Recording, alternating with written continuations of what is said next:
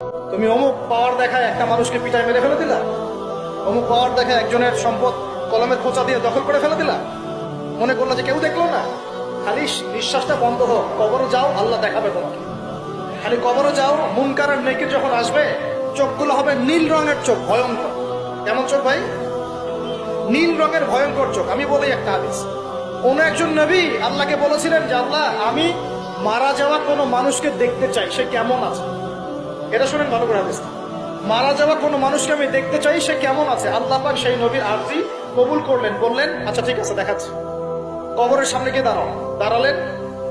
1000 বা 2000 বছর আগের কোন ব্যক্তি যে মারা গেছে, তাকে কবর থেকে চিন্তা করা।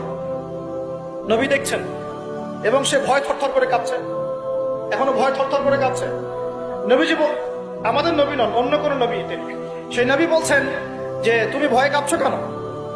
তুমি কত বছর আগে ইন্তেকাল করছো, কি তোমার হালচাল বলো আমাকে। সেই ব্যক্তি বলছে আমি আজকে থেকে 1000 বা 1500 বছর আগে মারা গেছি। আমি ভয়ে কাঁপছি। যখন আমি মারা যাচ্ছিলাম, মালাকুল মউত যে আকৃতি নিয়ে আমার সামনে এসেছিল, ওই আকৃতি আমি এখনো ভুলতে পারি না, তাই দেখে আমি থরথর করে কাঁপছি। তিনি বলছেন যে আমি 1500 বছর হয়ে গেছে আমার মউতের, কিন্তু আমার দেহ থেকে এখন পর্যন্ত রূহ কবজ করার যে কষ্ট, এই কষ্ট এখনো যায়নি।